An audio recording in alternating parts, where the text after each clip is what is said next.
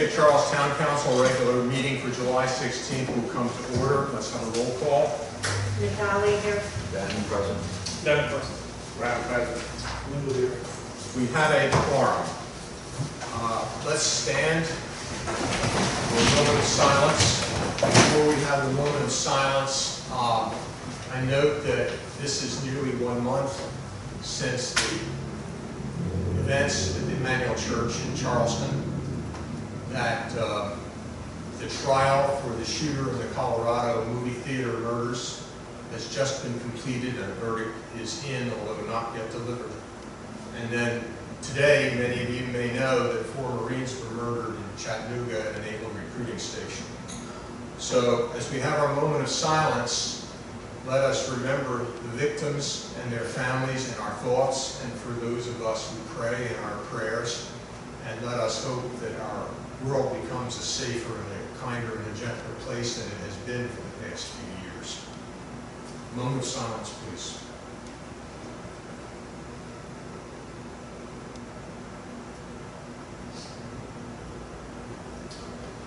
I pledge allegiance to the flag of the United States of America and to the republic for which it stands, one nation under God, indivisible, with liberty and justice for all. I would like to begin with recognition of visitors. We have some certificates of commendation to present to Caleb Mabry from the U.S. Coast Guard and Michael McClendon, his friend. This is in recognition for their quick thinking and heroic actions to save a victim from drowning at the Cape Charles Beach on June 21st, 2015. I'll come back to you. It's okay. Yes, I can go up there. You come up, all right.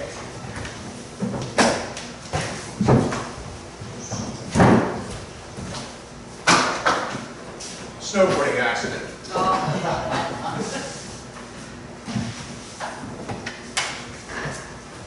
Thank you very much. Thank you very much.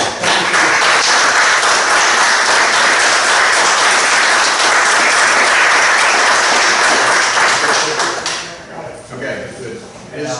I'm accepting Michael's on his behalf. He couldn't make it because of work, so. All right, well, great. And thank you very much. Yes, for us sir. as Thank well. you very Thank much. you. Thank you very much. Chief.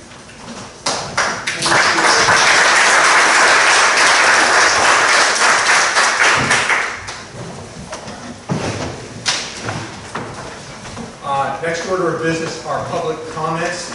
You're limited to 3 minutes per speaker. Are there any public comments? Mr. Mayor. Mr. Mayor, Council, I wanted to express my concerns over the status of the CapeCharlesByTheBay.com website and the social media. Speak a little louder, please. I don't think it's push the button. There you go. There. That'll be better. There we go. Should I repeat myself? Please. I wanted to express my concerns over the status of the CapeCharlesByTheBay.com website and the social media marketing program. I and many others affiliated with the NEA Our Town project invested a considerable amount of time, energy, and money into creating the website without funding from the town and building a multimedia tourism-focused marketing system back in 2012 and 2013.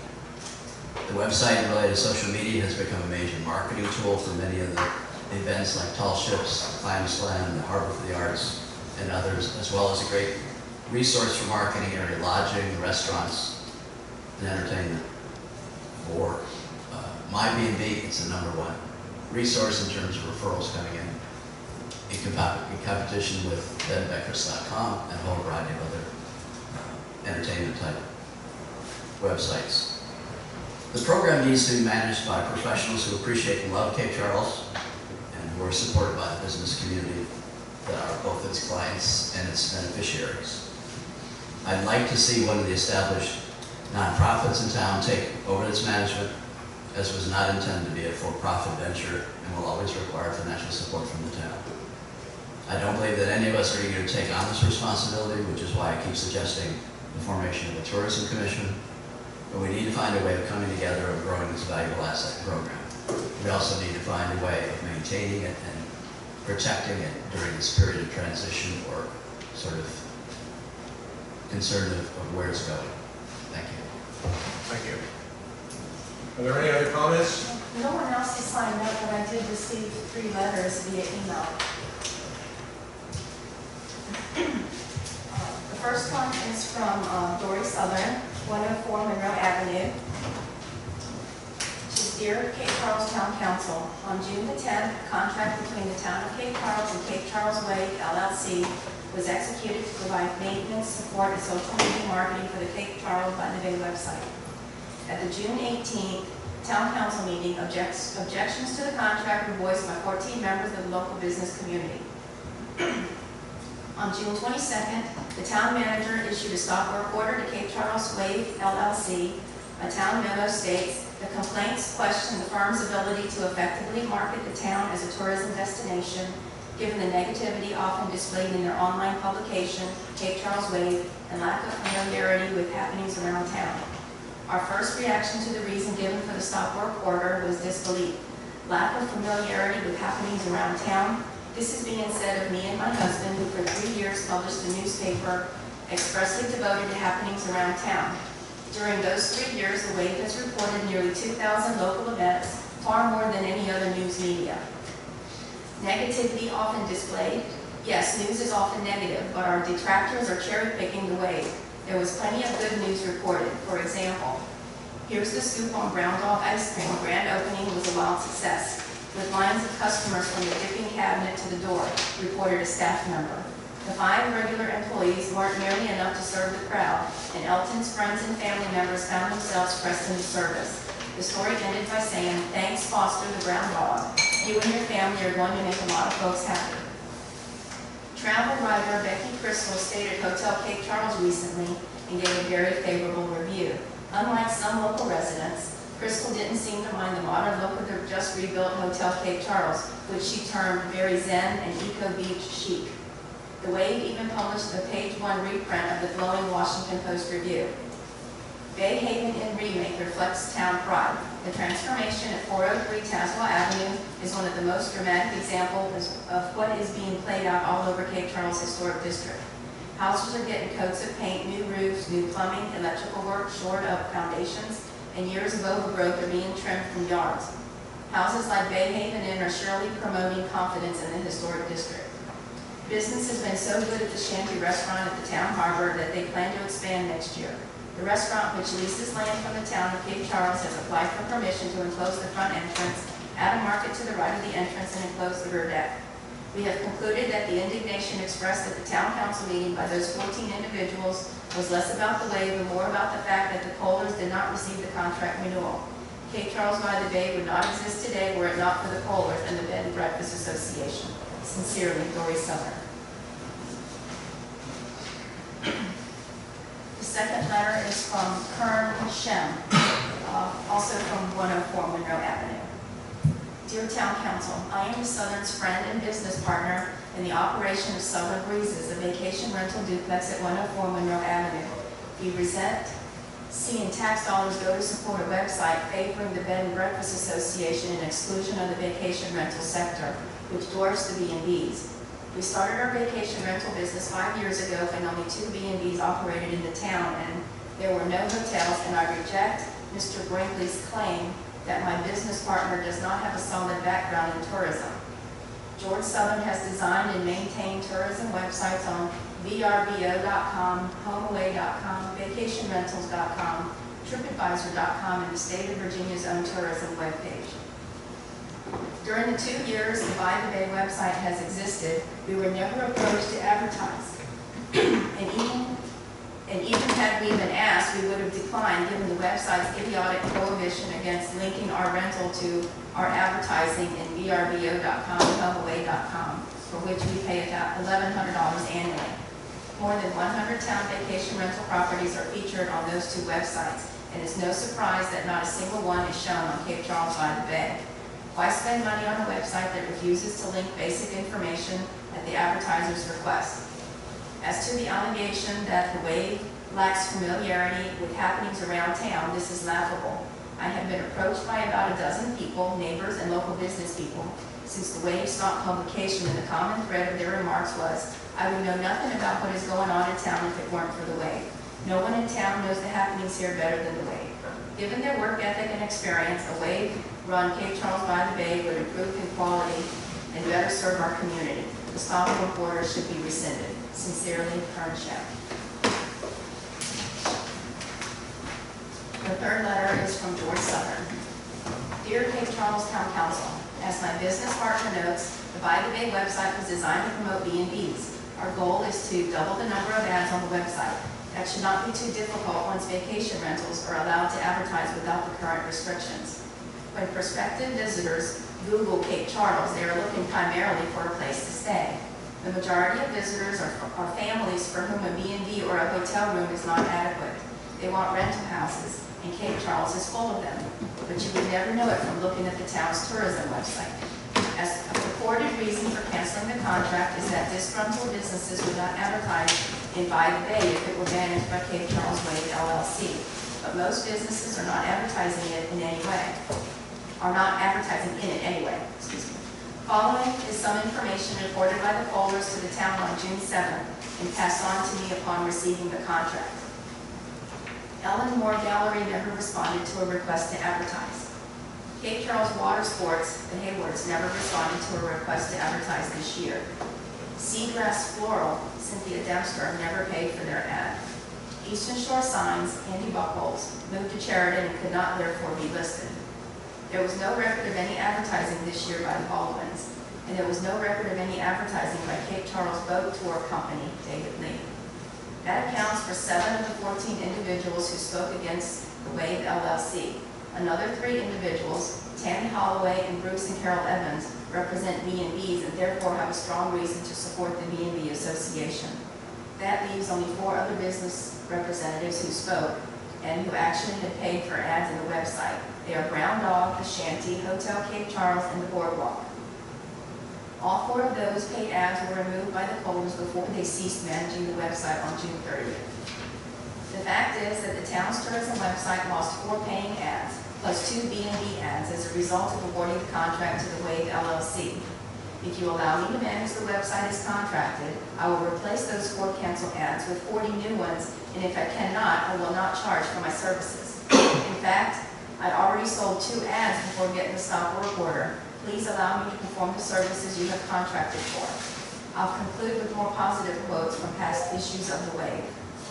Tourism website debuts. All told, the website is an impressive new town promotion which has been sorely lacking for years. It's a professional job designed by Samiva Web Agency in Norfolk. Fairly easy to navigate and does the town proud. Ground opening of the Cape Charles Yacht Center.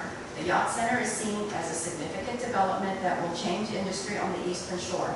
Components include a 40-acre harbor district and an 80-acre industrial park with access through a new town road that will connect the harbor to Route 13, providing direct access for trucks to the harbor, the Wave reported.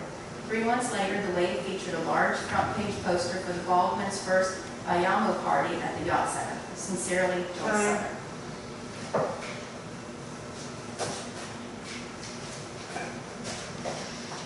Thank you. There being no other public comment, no other letters, public comment is closed.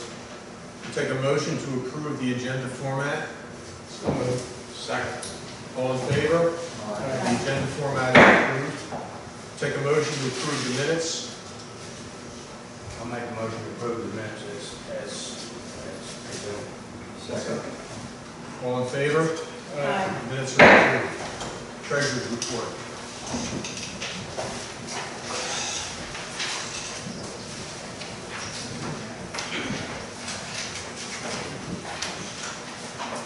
Page 1.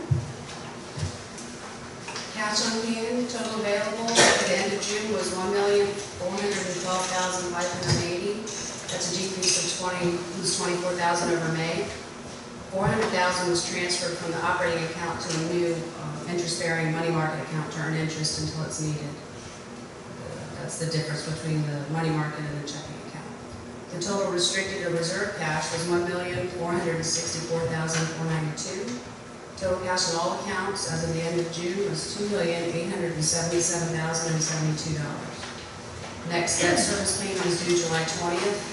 It's for $121,964. Any questions?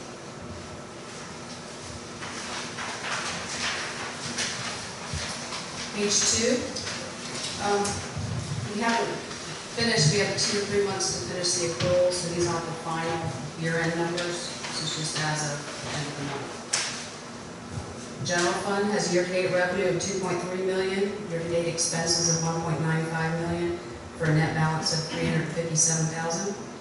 Public Utilities Fund shows year-to-date revenue of $1.65 million, year-to-date expenses of $1.45 million, for a net balance of $197,000. The Harbor Fund has year-to-date revenue of $828,000, expenses of $916,000, for a net balance of negative $88,000. Sanitation, year-to-date revenue of $176,000, expenses of $155,600, for a net balance of $20,600. Capital projects.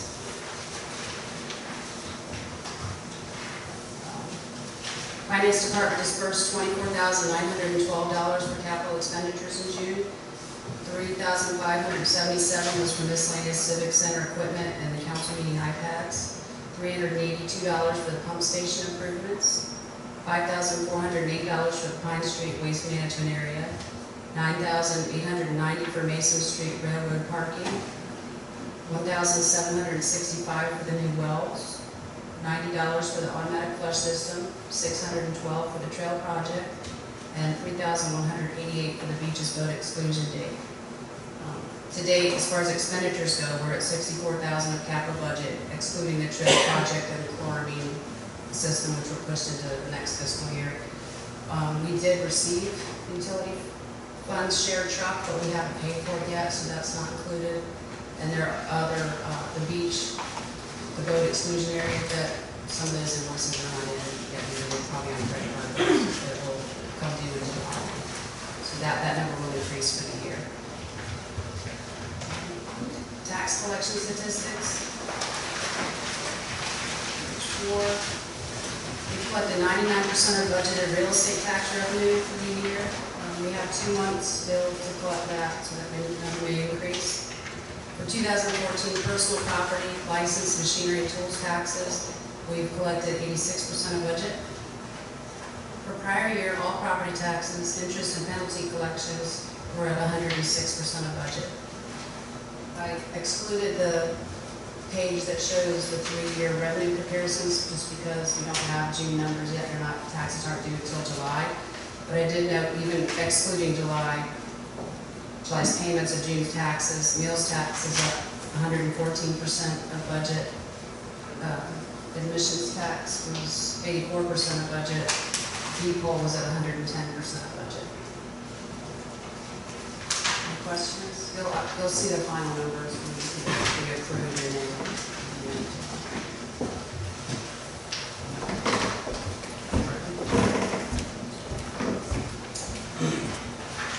Take a motion to approve the treasurer's report.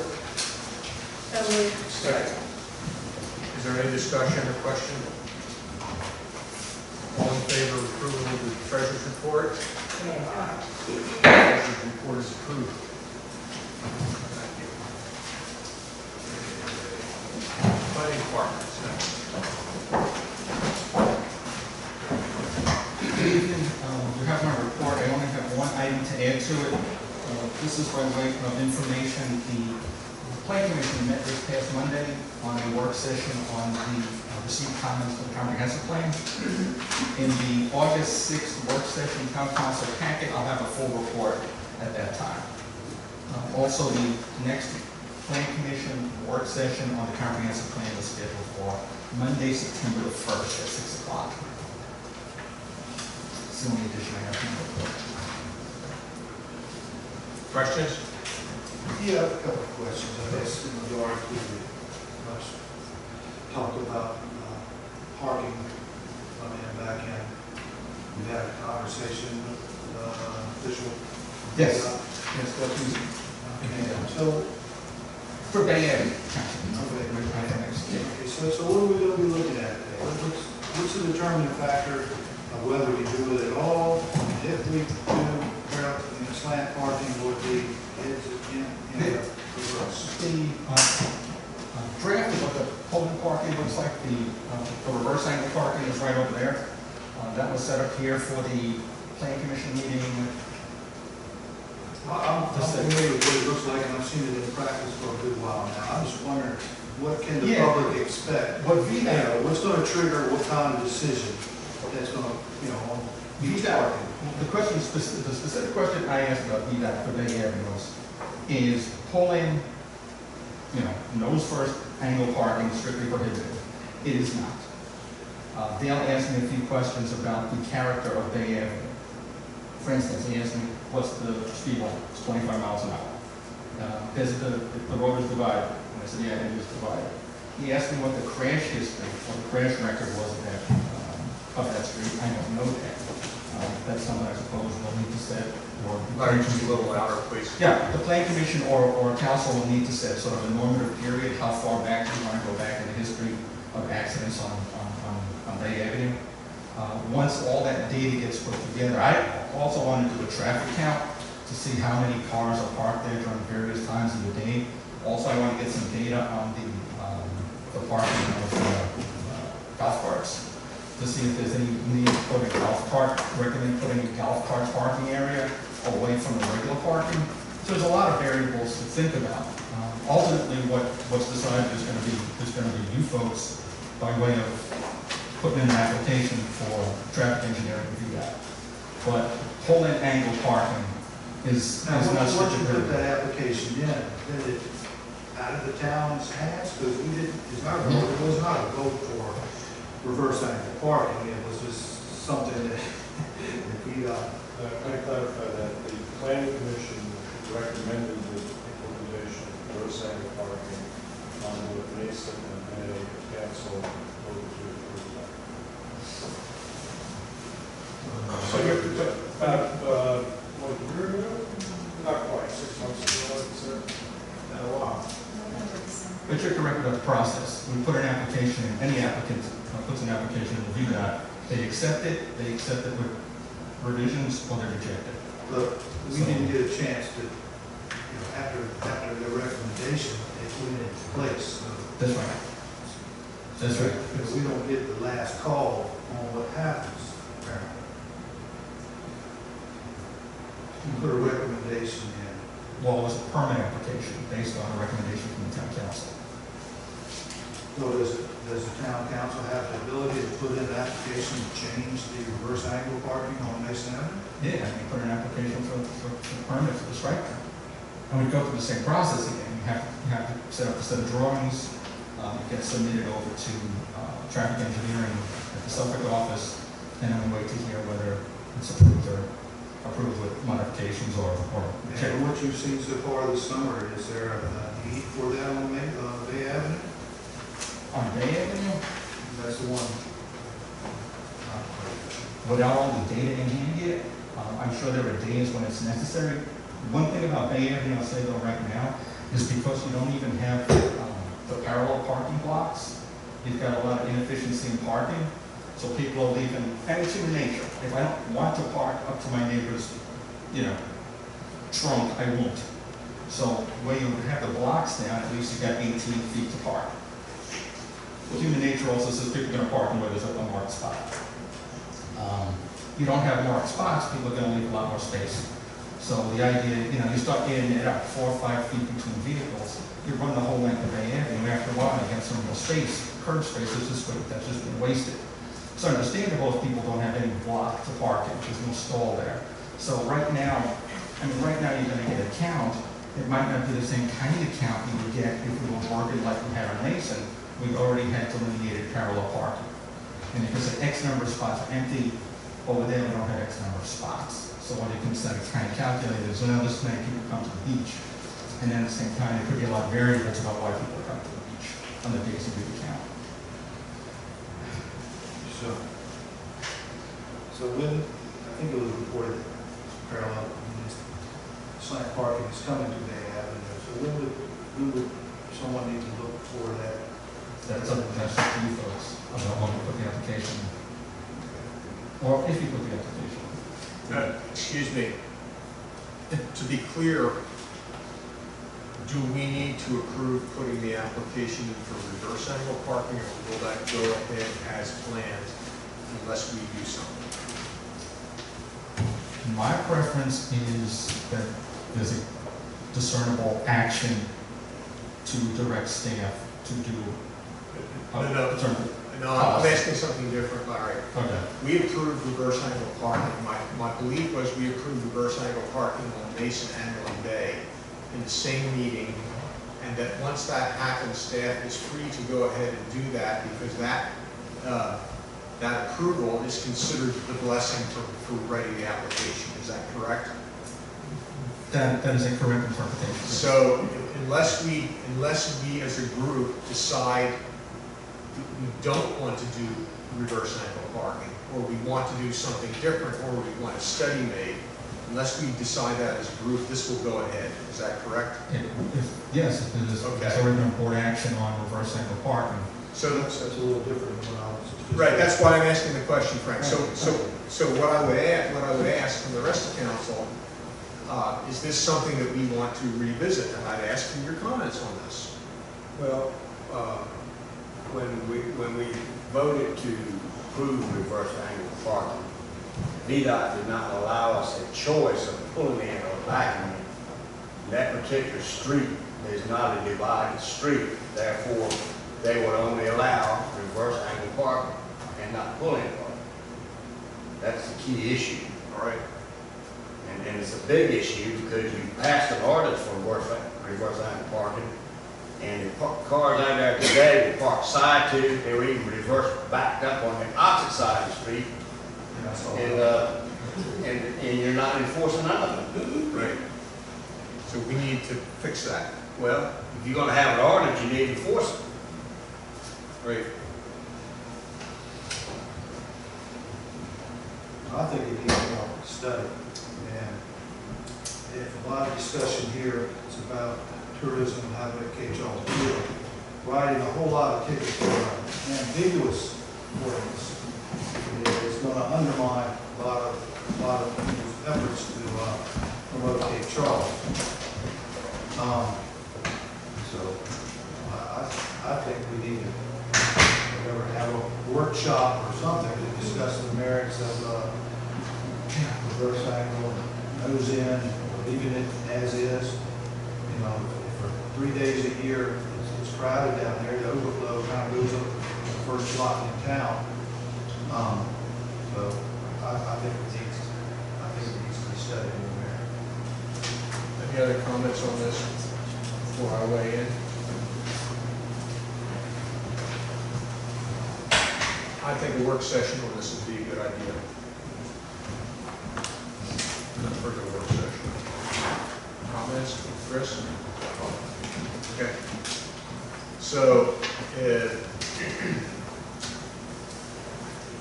do we need to do anything so that we do not have that application put in just yet? Application's not going anywhere. Okay. All right. In a future work session, sometime in the near future, we'll discuss this.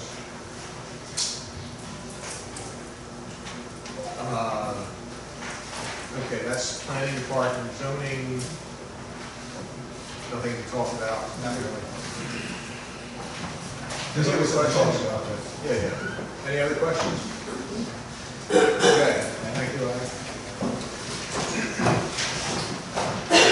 Brady. Just want to kind of reiterate my year-end report. This year versus last year, we issued almost 100 more permits and took in almost $90,000 more permit fees. So that's a pretty significant number. If you go past, back over the last 4 or 5 years, that's more than 100% from 2 years ago. So, and what I'm hearing is things are on the up and up again. talked to a builder today who's already signed 2 contracts this week to build houses and is meeting with 5 other people tomorrow on potential builds. So, also heard from Bay Creek that they do these discovery tours, and they have 40 discovery tours within the next 3 weeks. People coming in, getting kind of wine and dine to show them, what Bay Creek has to offer. So, huge things are coming. And I'm not sure if I put it in my monthly, but Hotel Northampton, or Northampton Hotel, I'm not sure which one she's calling it, is permitted and will be significantly under construction in the next 2 weeks. So, Great. that's all I have. Somebody called me from New York, Bay Creek is advertising on WCBS television in New York. Any other questions, comments? I got a question. Cape Charles Law seems to be open, and we got agenda item. On the west side of the building, there's 17 some electric meters, presumably one for each unit. On the east side, there's just, appears to be just 2 water meters, in line with each other. Why aren't there an equal number of water meters to match electric meters? How are you going to determine who's used a whole lot of water? I'm gonna reference that to One Mr. in Fallber, one apartment, who is the and we got director the of bathtub public utilities. running in one apartment, and who's been miserly in the next? I'm gonna refer that question to Mr. Fallber. You wanna answer it now, or you wanna do it? Whoever lives in apartment 1 has got to pay the whole bill. That's the way it works. Now, they, on multi-unit apartments, we did that with the fairways, there's 1 meter for the building. So if they've got 17 units, they get, their minimum usage is 34,000 gallons. When they go above that, then the overage is split amongst all the other units. So yeah, I mean, if say if it's 75% full, then those people get to use more water than your average citizen gets to use, because they get to use that 34,000 gallons of it. But that's the way we did it with fairways, and so that's the way we're set up here. So you It got only 2 works. or 3 family. So a family unit can use all they want, that's it, and people, the smaller apartments can take that average. But they're all getting billed a minimum. Every month. There's gonna be 17 utility accounts. Until they hit 34,000 gallons. So the fairways hits 12,000 gallons. And I don't know that there's ever been a month, unless there's been a leakage or some sort of, abnormality going on, that they've ever surpassed 12,000 gallons in any of those units. So basically, everybody pays a minimum fee. Unless something, I could be wrong about that, but I think in general, the people on the fairways pay the minimum. But there's 6 minimum charges for each. Including the unoccupied ones. True. Oh, yeah. They accrue a minimum, no matter if they're there or not. Correct. Well, with further, kind of. That's right, condo association. Okay, sure. Thank you. Guys, Harbor, Town Harbor. Well, I don't have a whole lot to add, just to touch base with you, I guess, we put in our staff quarters down, Bernstein's fast food program. And I figured I'd share with you all the events we have lined up for this year. Pretty much the same as in the years past, with the exception of like carnival rides, which will be over there this year for the kids, try to attract more families. And planning contest that's open to the public Friday night. Looking for about 20, max out of 20 contestants. $10 each.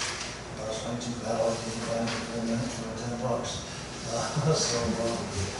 But I think it's going to be a pretty huge turnout compared to years past. Just with the filings on Facebook, normally with our Facebook events, to kind of gauge why people would say they're coming and stuff. And It's about 8 or 10% more than what's actually saying coming right now. Some I think it's just because I think it's 10% more than that. That's so, anybody have any questions? Thank you very much. Going to the library. I just wanted to say that we're still continuing to have a busy summer. We have found out that since we moved into our new building, attendance has increased by 25%. On Wednesday, we had the line back for this fourth time. We had 99 people attend the program for a grand total yesterday of 207 people were in the library. So that's a phenomenal number. I think that's the most we've ever had. So we're doing great. Any questions? Any questions? Thank you very much. Excuse me, Mr. Mayor, I did have a question for the treasurer that I missed. Frank, I don't know if people can hear you. I got a question for the treasurer or anybody else. During public comments, Mr. Mayor mentioned the NA Our Town grant and the development of the site and the funding from the town. But didn't the town put up $50,000? Was there 2 years of $25,000 match for the NEA Our Town grant? I'm sure Mr. Pan can speak to that. The town put up, the project was a multifaceted project. It included development of the website and the marketing tools, 2 years, 2 summers worth of performances, as well as planning efforts for the carnival. The town funded the planning efforts for the carnival. The website. To the tune of how much money? I believe it was $20,000. Do you recall, you concur with that? I would call reading it was 25 for 2 years, total 50. It may have been, but the Actually, it was under 25,000. Excuse me? It was under 25,000 cash, the remainder was We have to take comments from the audience, so we can work those numbers out after the fact if that's necessary. The website and marketing program is funded primarily with a Virginia Tourism Commission grant. If I recall, an additional joint grant from the Virginia Commission for the Arts and the Virginia Tourism Commission, as well as a lot of cash contributions from businesses. No town money went to the website. All right, police department next. Are you doing this? Chief Pruitt sent me an email and said he would be running late tonight, so he is not here. But I can attempt to answer any questions council may have. Excuse me. It looks fairly clear to me. Any questions from council? Frank, I have a question from one of our citizens, wanted to know about the threat of gangs around the 4th of July. I was unaware of any potential threats of gangs. Can you bring us current on that? I think there was intelligence out there that indicated there could have been a retaliation for the events of Memorial Day. And the police were aware and were staffed appropriately. We put other things in place before this information came in. Example that would be the portable lighting device that VDOT provided for the town for everyone leaving the beach as soon as the fireworks were over, trying to make it more visible, safer environment for people leaving the scene. Of course, the rain did a lot to facilitate that. Dampen things. Yeah.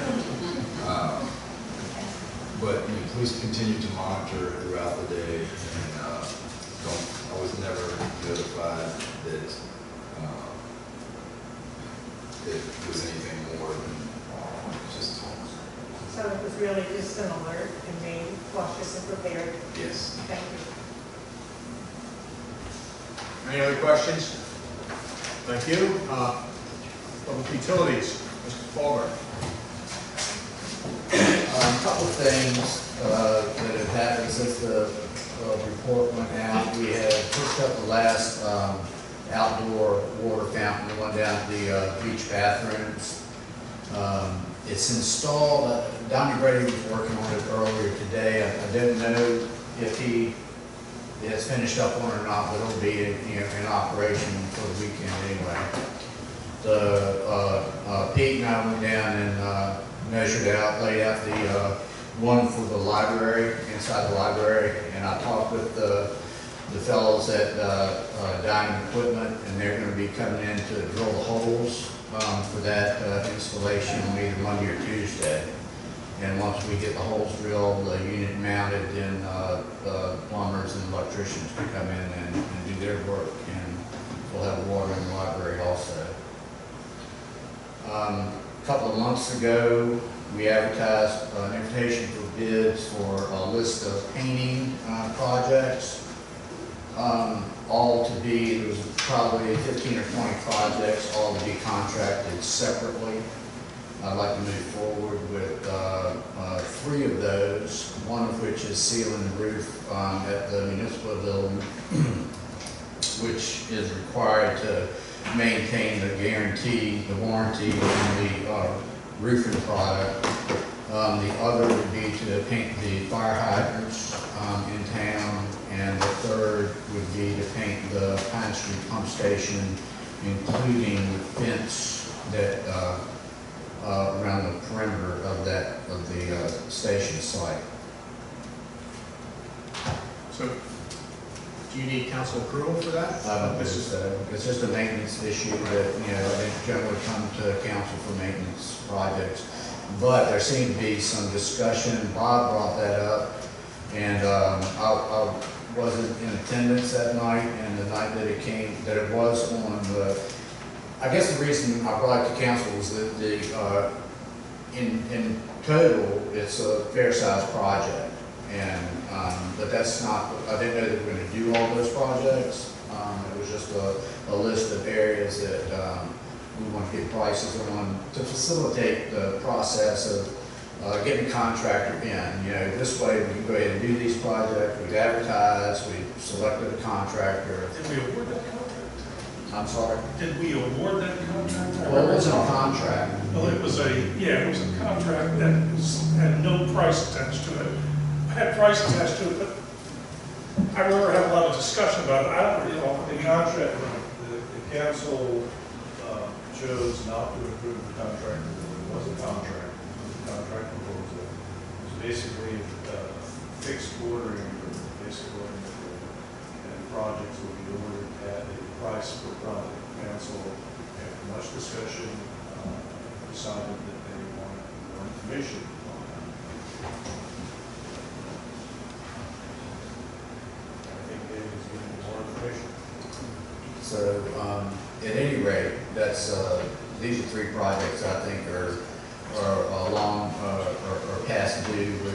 So I'd like to move on those. Wait, tell us again what the 3 projects are, please. One is sealing the roof at the municipal building. It's a sealant, like the silver paint they put on a roof, that type of thing. You have to seal it every 70 years. Every 15, I believe, is what they call for. That, painting the hydrants around town and in Bay Creek, and the Pine Street pump station, including the fence that goes around the pump station. Now, am I correct in saying it's 3 different suppliers that are doing this? No, it's one supplier. It would be one contractor. One contractor. So what's the total for those 3 projects? That I can't tell you. I didn't know. I didn't have this with I mean, this isn't an agenda, and this isn't a report, so. Yeah, but the thing that you bring up is It's that there's no contract vehicle to do this, but I'm aware. Correct. So I don't know how they do it. Well, and And I don't know why we're doing it during the report period. Right. Question got asked. need to come back. Ask, you brought it up. Yeah, well, but I think you need to come back to us with what the amounts and so on. Well, my point is that I don't generally bring my maintenance projects to council. I mean, if it's a capital project, if it's $5,000 or more, then I would. But I don't generally bring, I've been budgeted so much money for maintenance, and this is not something I would generally bring to council. My only concern, the only reason I asked the question is it over the amount where you would need to bring it to council for approval? No. Then I don't think we have anything more to discuss. I thought it was 33,000. Well, this is not the whole amount, this is. No, these would be 3 individual contracts for 3 individual projects. But as I recall, the meeting that there was a lot of discussion, I participated in it, mentioned here is that, I understand that roof sealing, you need somebody that does that. But I guess my concern in others is something like painting a fire hydrant. We already have maintenance crews, and we have a lot of personnel.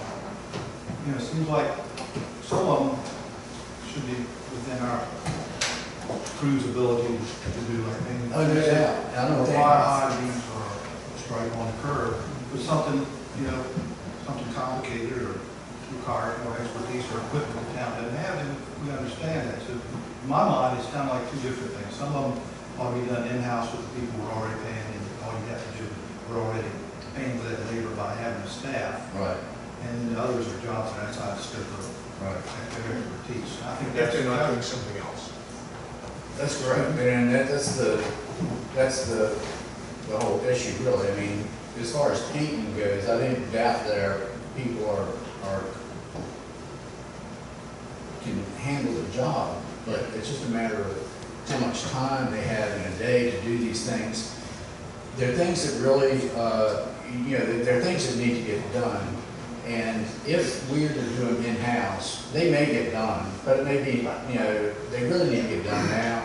Well, I think the point everybody's making is, at least for me, is I don't even know why you're asking the question. If you've got a maintenance budget and it is of a certain amount and you're allowed to award delivery orders against your maintenance budget under a certain level, why are you asking us? Yeah, excuse me, in that spirit, I think I'd like to cut off the discussion here unless there are further questions about these reports.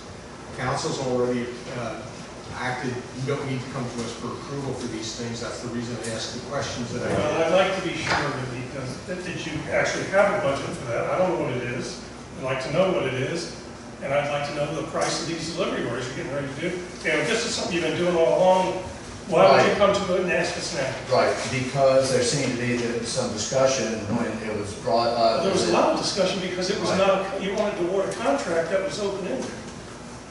Had nothing, no substance to it whatsoever. That wasn't my intent from the beginning. My intent was to get prices on 15 or 20 different projects and to contract these projects out separately. Now, it may have been, the contract was with one person. That's right. As I recall, to do them all. Well, yes, as needed.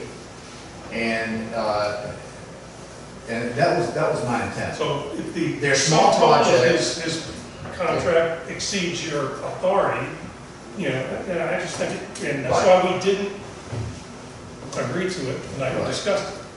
And I think that there may have been some misunderstanding as to my intentions, how this was to move forward.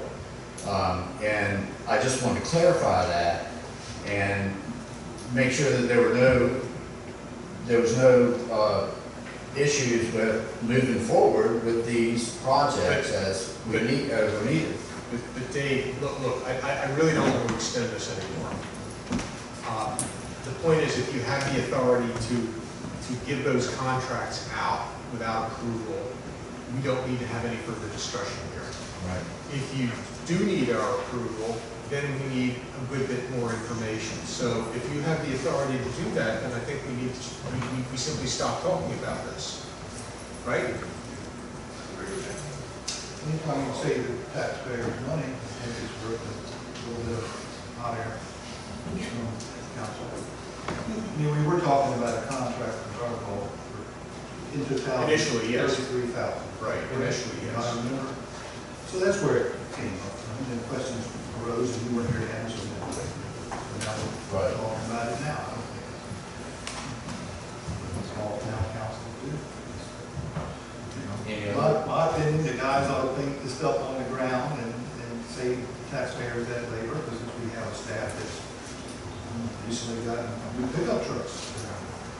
How many new pickup trucks? Okay, look, it's outside the scope of this discussion, I think. I really do. Is there any further discussion on this? Yes. No, not that. On the report, public works report, yes. Yeah, on the public works report, is there any further discussion on the public works report? Yes. Go ahead. Switching to the subject of heat safety, which we all been concerned with and had a workshop on. And I was glad to see the detail of the treasure. Apparently, that float line that was installed was 100, something like 32. It was a little more, I believe there's more on the credit card. There, we've spent like $3,800 so far. We've actually paid out, but there are more bills coming in. There's some more It voids. said 32% complete. I guess when this was being discussed, this flow exclusion stuff, that, anyway, I thought that float line was going to be closer to where the more dangerous part of that beach is, where it becomes, prior to the drop-off spot. I went down before the meeting and I looked at the new signs and, it's caution approaching deep water. You got them up on the sand where, gee, you're really approaching the shallow water before you get to the deep water. To me, it needs to be some kind of warning. First of all, to me, the float is too close to shore. That's just actually my opinion. The second part is there needs to be more information because people are going to look at that and they're not even to the water yet. And you're going like, what are they trying to tell me? I got to walk through ankle deep water, knee deep water, waist deep water to get to deep water. The point I think that's missing in that real danger of the beach lies in the somewhat sudden drop off and in the currents. When somebody goes out at low tide and gets close to the channel, first you're going to experience the drop off and you can panic, and then there's currents out there. So there's no mention of drop off and currents. I just think that, I think it's a good effort to do what we did, but I don't think we need to stop there because the information doesn't seem complete to, a parent that has a 12-year-old kid and you see approaching deep water when you haven't even gotten to water. Yeah, if you go far enough out there, you'll get deep water eventually. But what isn't mentioned, once again, the risk of being redundant, is the drop-off, the sudden drop-off, and the currents. And I think that should be included in the message somehow. Some kind of way. I think that, only experienced swimmers should go past this point. Right here, if you go another 10 yards past this sign that's in the water telling you to stand, you're going to experience a drop-off, and then you're going to might experience the currents and make it difficult for you to swim if you're a novice or poor swimmer. To me, it doesn't give enough information to do the complete job.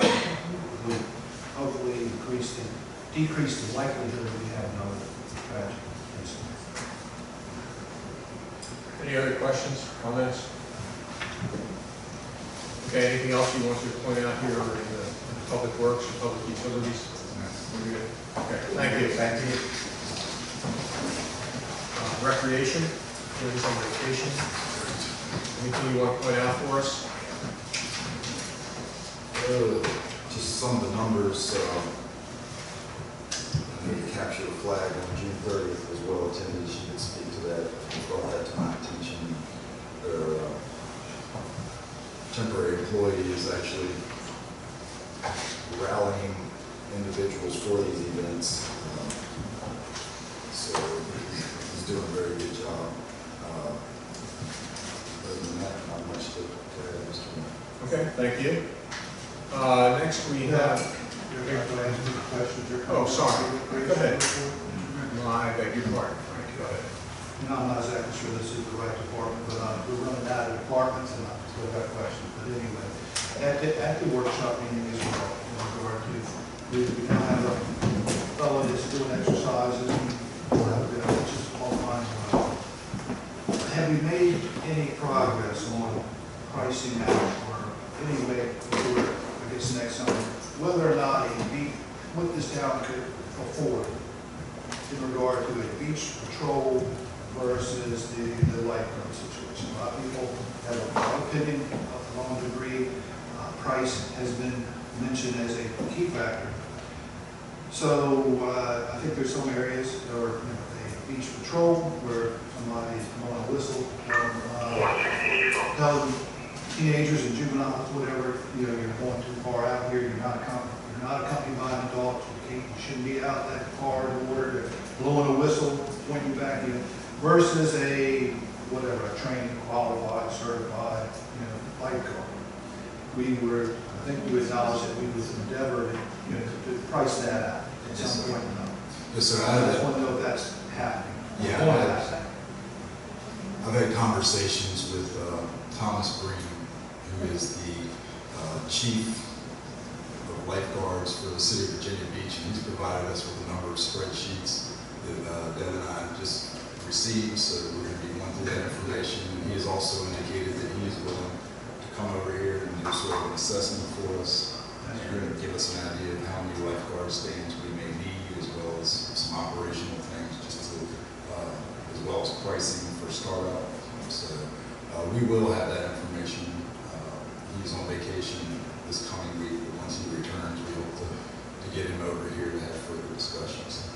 I'd like to just point out that the town council had a special meeting on June 30th, specifically to discuss Cape Charles Beach, and all of those items came up, and that's why the town employees are doing this research.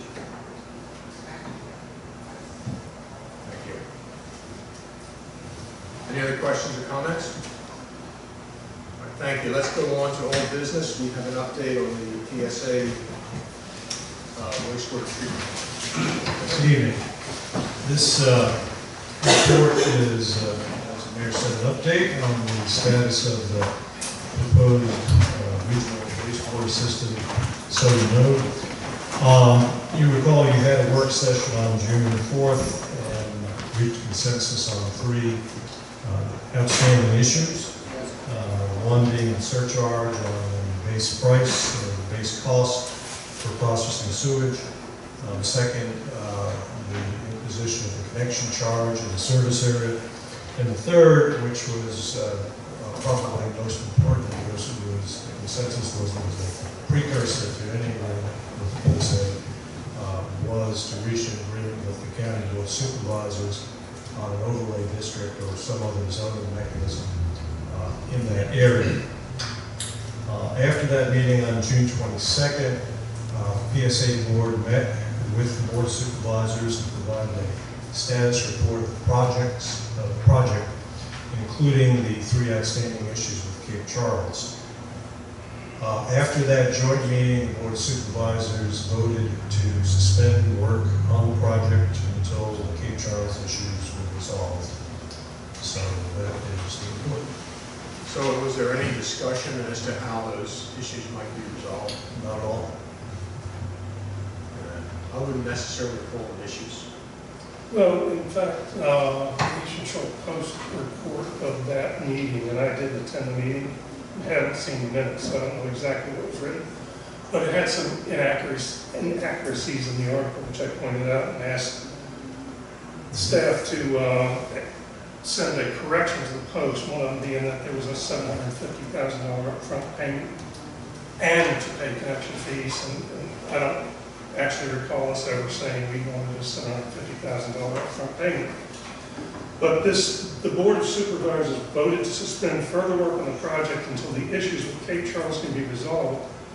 The East Shore Post did report, by a vote of 3-1, with Trawa absent, the board voted to place the PSA's wastewater project on hold indefinitely. It didn't mention any reason. Now, Larry Lamont said he thought it was too expensive, but I didn't see anything in the Post article that would indicate that it was because of Cape Charles that PSA was suspended. I'll send you a copy of the minutes. that's the post report. Well, then there were more inaccuracies in the post report than I. There often are.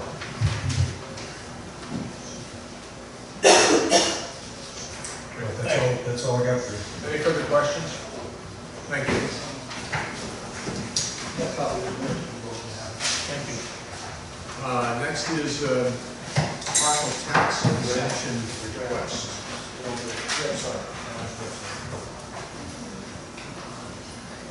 During the work session, council discussed a petition from Christine and Gary Williams for their application for partial retroactive commercial structures, partial tax abatement to be considered.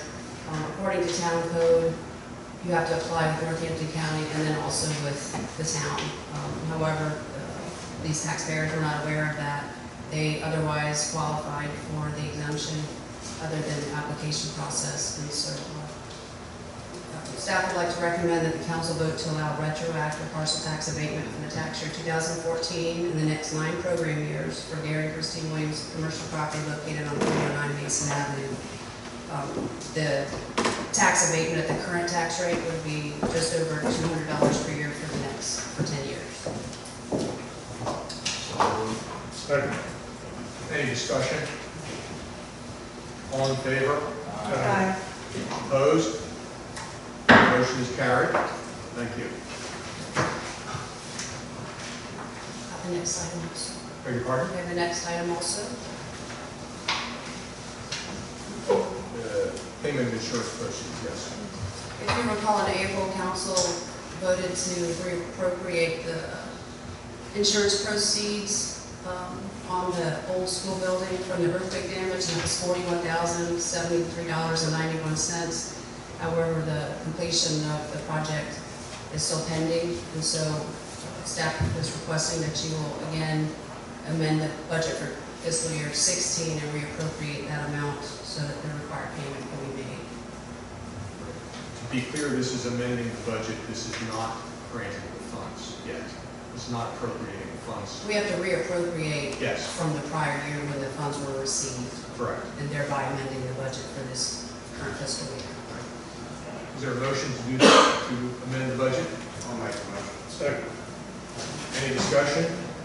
I'm sorry. The motion is to appropriate money and amend the budget.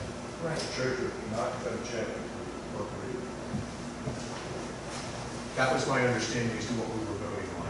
If I said it incorrectly, then it is to appropriate and amend. Is that everyone's understanding of what we're voting on? All right. Any discussion? Yes. Sorry? Discussion. Yes, go ahead.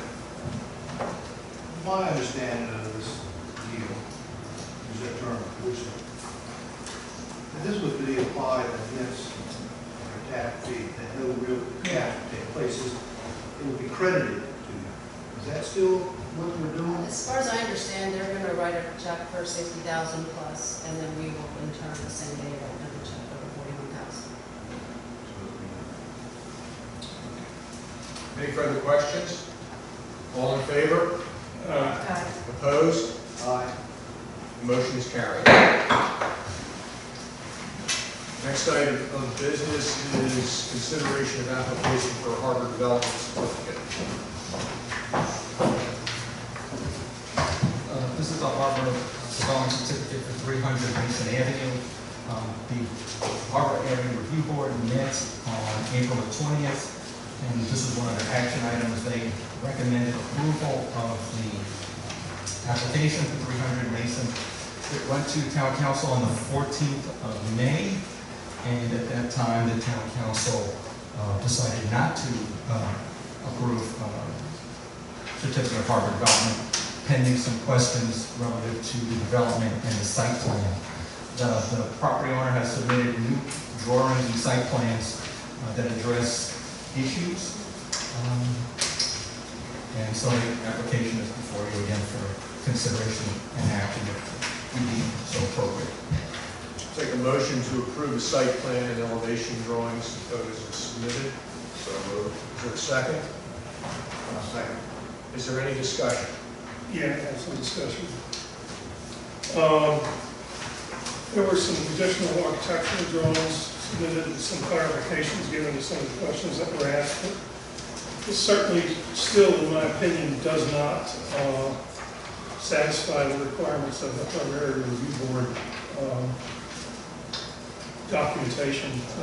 Specifically, the site plan that submitted is the same one that was submitted. It still says future phase on it, although write-up says that it's changed. It was changed on the architectural plans, but it's not changed on the site plan that I had, which is by the civil engineer. There are still, in my opinion, some inaccuracies in the elevations of the building.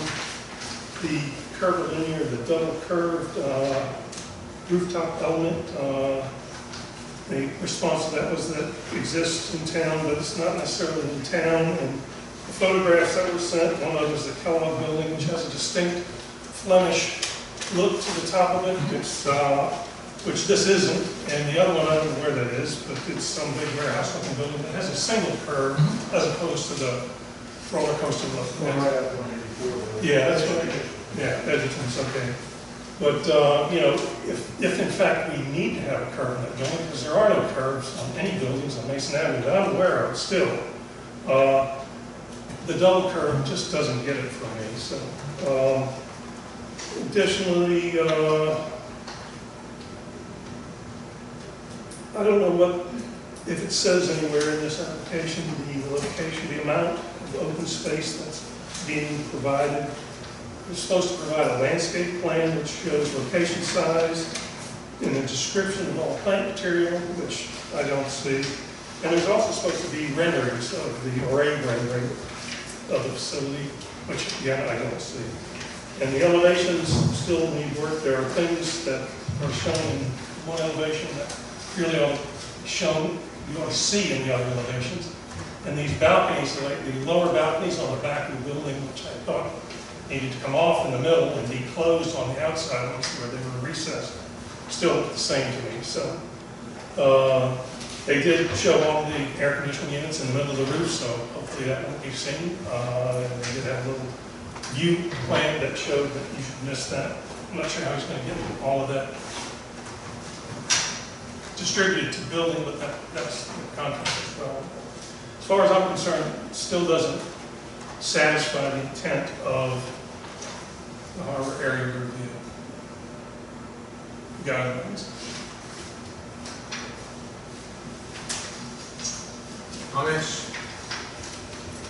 I'm concerned over the balconies. What is the height of the first 40 balconies? 4 feet. That's what it said. But there's no balconies on the building facing Mason. They're all to the east and west.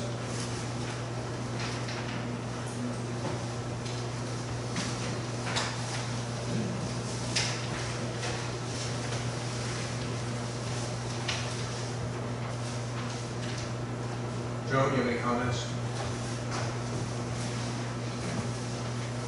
Chris? One of the variances was for a balcony to hang over the public walkway. To the walkway. Yeah, that's One of the second variances. Well, it's to the lot line, yes, sir. Balcony's to the lot line. But is that in the rear? I'm looking at the right page. No. If there's no balconies on the front, where are these balconies? On the south elevation, in the back, towards the back of the back of the building. There are balconies in the front as well, but they're the second and third floor, not on the first. the variances for the balcony coming to the lot line? Was that on all four sides of the building? If that's the case, I don't have those, get this in from DCF from.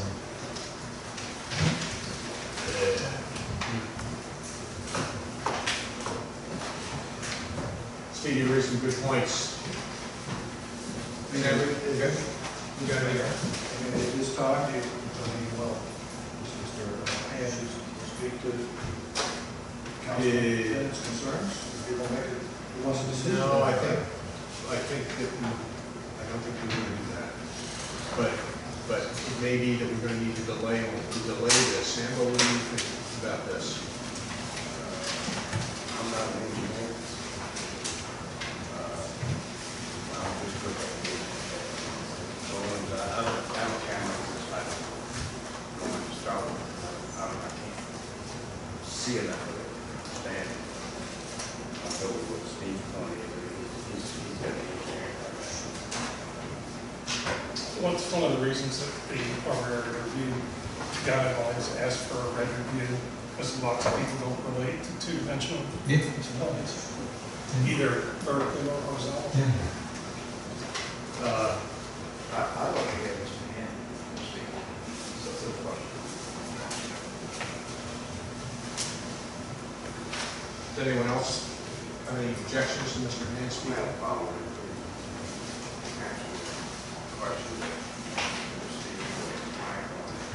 This is not a work session, folks.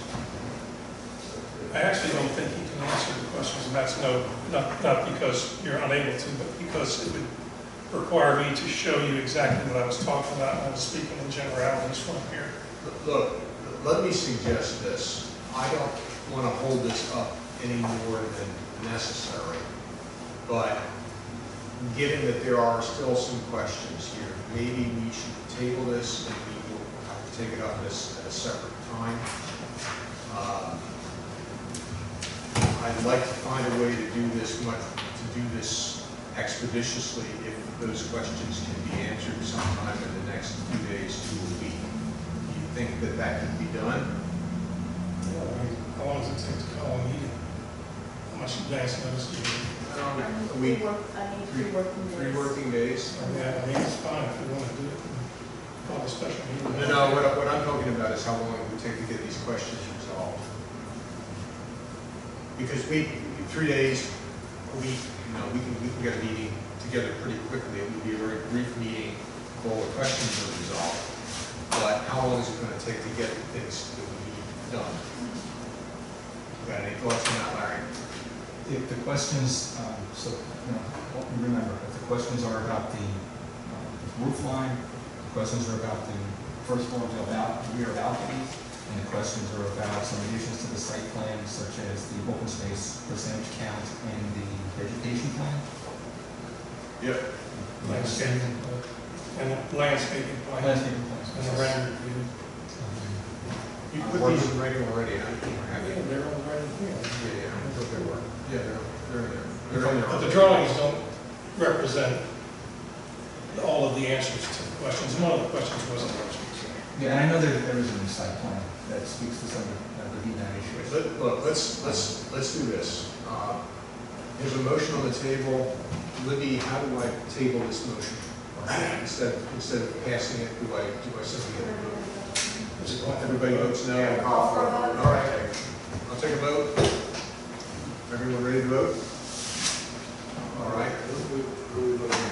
We are voting on whether or not to approve this. So a vote in favor is to approve. So all in favor of approving the application for a harbor development certificate before you, say aye.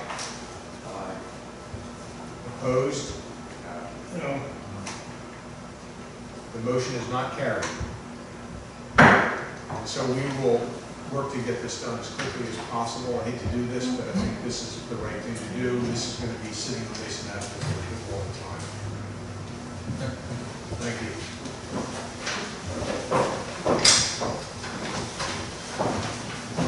Next order of business is new business, Cape Charles by the Bay website. Again, you've heard some additional commentary from the public on the Cape Charles by the Bay website and social media support earlier this evening. As you know, there's a stop work order on the contract, and we need some direction on how to proceed. We have formulated 3 alternatives for your consideration. The first one is to lift the stop work order and allow Cape Charles Wave LLC to perform the contract as awarded.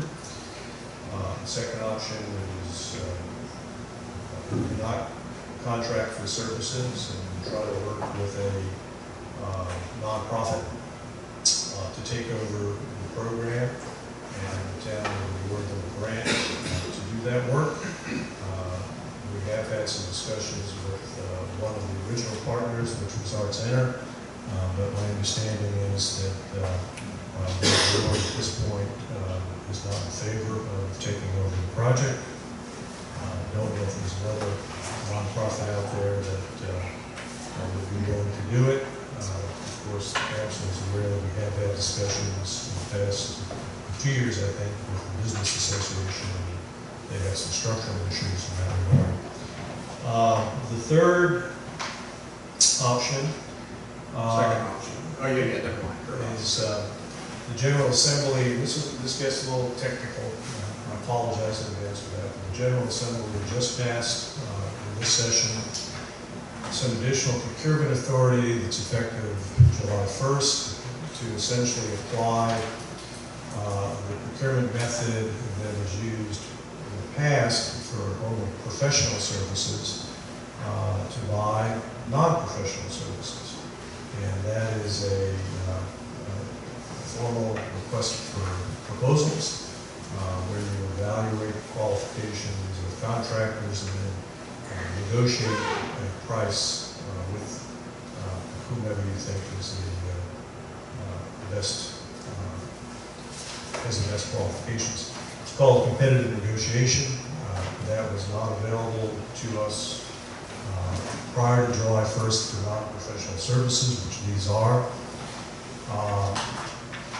Clearly, Why are they non-professional services? the statute. Doing computer work sounds kind of professional. Well, as you see in the staff report, the statute defines exactly what professional services are. So, I can read them to you. It's accounting, actuarial, architecture, land surveying, landscape architecture, law, dentistry, medicine, optometry, pharmacy, or professional engineering. So we're constrained by the statute. I guess it's confusing because on one hand, there's a lot of folks questioning whether they have the professional expertise in this. But then now you're saying it's non-professional activity. I don't make the law. I don't know if anybody's questioning their professional expertise as to whether or not they have any expertise. I don't know that anybody qualified as professional.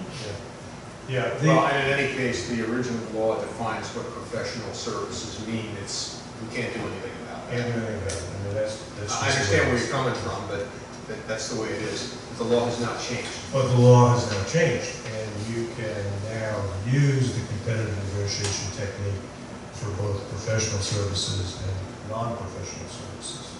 So it really doesn't matter. Prior to the change of law, the public body would have to find in advance for non-professional services that competitive bidding was either not practical or not fiscally advantageous to the public. So there was a step that had to go, that the council would have to take in advance of procurement for non-professional services to use competitive negotiation. That is no longer the case.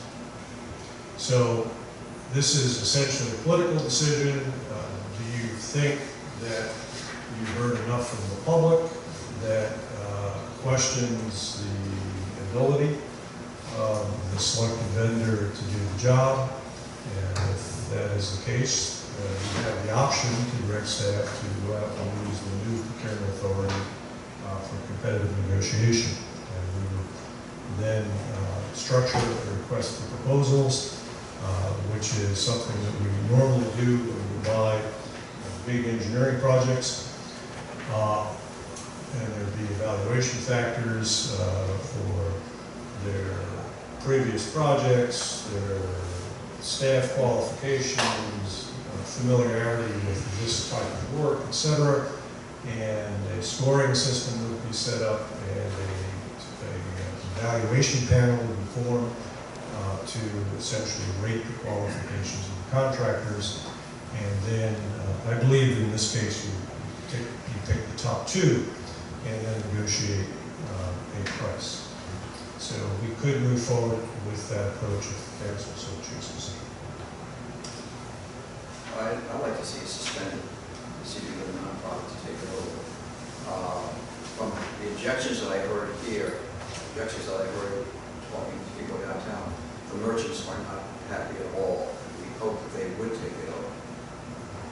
So if we find, it's an important part of Cape Charles's market, I have to say. It's an excellent, excellent website. And to let it die through, to say, kill it, or you have to find something.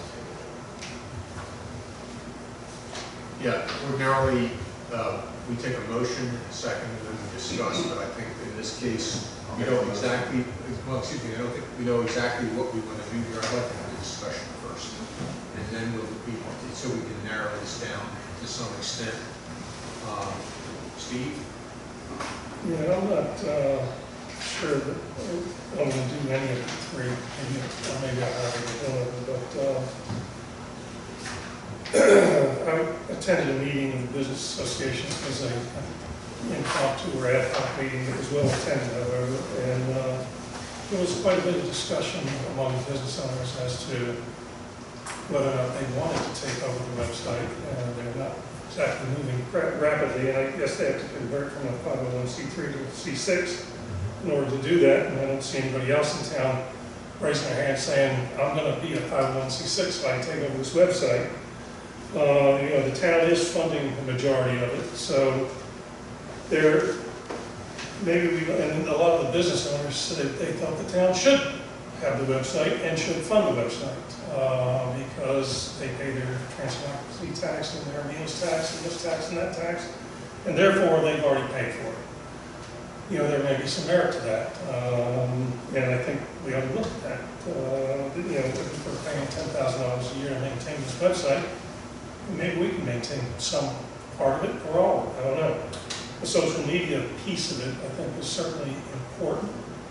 I think it's more important by the day. I think we're way behind in that aspect. You know, the basic website, I think the maintenance of that is fairly easy. It is. The basic website is easy. In fact, it's not like the website's going to shut down. It's hosted by Cinema through, I believe, next February. And you go online now, and the website's there. It gets, it's a little stale because the main event, the upcoming events got to be put on the homepage. And for example, right now, the July 4th festival is still on the homepage. So that needs to be updated. Certainly, that's easy to do. It's already loaded with all the other major events for the rest of the tourist season, anyway. Actually, all the way through dropping a credit file, I believe. So, yeah, so maybe we don't contract for the service. That would be my recommendation at this point in time. But I would not want to drop it. I wouldn't want it to wander on by itself. I think we should set up some kind of a committee with citizen participation and staff participation to examine alternatives. Yeah, how can, but we need to put a timeline to it because it will run out and it does get stale. So, one of the things that was suggested to me was that the town might want to consider hiring someone to support this part-time and pay them on an hourly basis depending on how much they do. We could control that financially by putting an upper bound on how much they actually can actually be spent on that.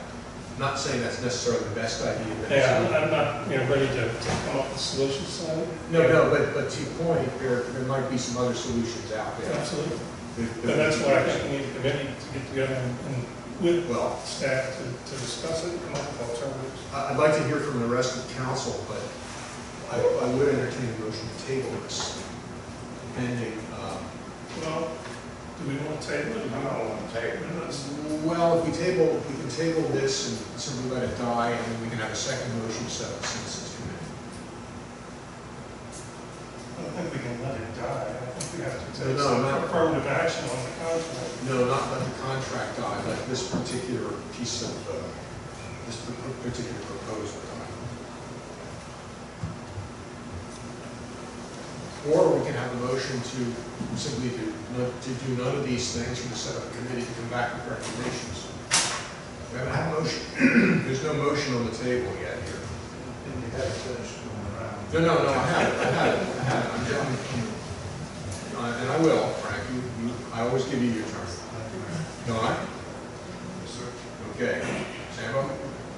I'm all ready to make a motion not to contact for the service at this time. I think we need to, like you said, I think your study part needs to be done, but I don't think we should contact for the service. There is a chance to make that study on exactly how we proceed. Right. There is a contract in place and a stop work order in place, and the idea is, do we continue that contract or not? So Frank? Well, first thing, I think that Mr. Councilman Dennis comments, talking about $10,000 to maintain the site. Indeed, the current contract is enough for somewhere in the 5,000 range, so. And then I guess the second comment is, how does this piece of legislation for non-professional services, how did the lack of that impede our assistant town manager and town manager's judgment when they recommended and signed the contract? I understand, and it's everybody's, I think, constitutional right to be not happy with something, with people from time to time, but the idea that this was stopped for anything other than the Waves LLC unpopularity in certain circles, is to be not credible. They obviously have the computer expertise to do this. Right. I'm not arguing with you. In my opinion. Okay. So you're going to be setting a precedent. I mean, if 14 people come in and don't like the way the contractor painted the last building they saw, or whatever you contract for, you're gonna open you're kind of changing the way town's done business now. You want to, I don't think we ought to kid ourselves. If you change it, you change it on popularity or lack thereof, not the group's expertise. I think that's not and I guess my other comment is, since I don't, I don't want to get to a legal discussion, but hey, whatever. I've done a lot of reading of the Virginia Conflict of Interest Act and the declarations that may or may not need to be made, but I would ask Councilman Bannon if he feels any part of that apply to his participation. I agree with you that there's a declaration that needs to be made, something just like what I would need to make when we go forward in discussing it. Okay. So, Nice. no, wait a minute, I got a right decision, I'm not finished yet. Anyway, you can have this, so that you guys on that end of the table know more what you're talking about next time I'm talking about. But pass that on around. And so I hate to see the town, get into every time there's a contract for professional or unprofessional services, which the cry for professionality is one of the issues they want to disqualify this group for. Now we're saying it's not even in that ballpark. So it goes back to popularity and lack thereof. And I think that's might not be the best way to do business. Thank you for your comments. Any further comments? Joe? Chris?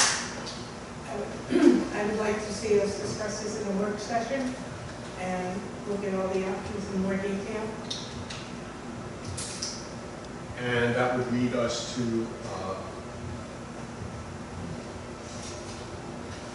I don't know that we need to do anything with this, other than, I don't know that we need to use the table.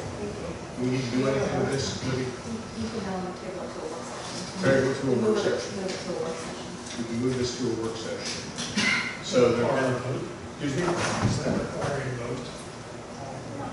Yep, There's no motion.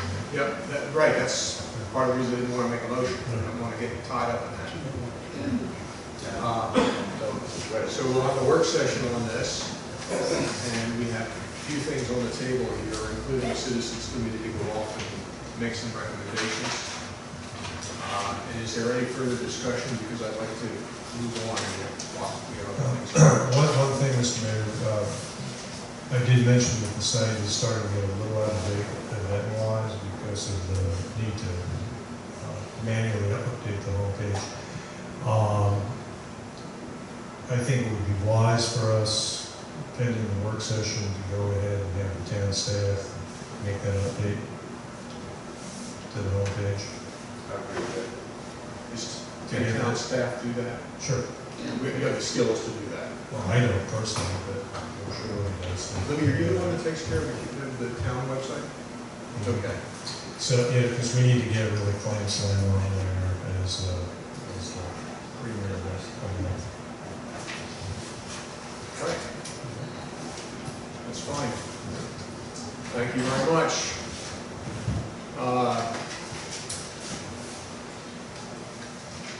Next order of business is mayor and council comments. Who would like to start?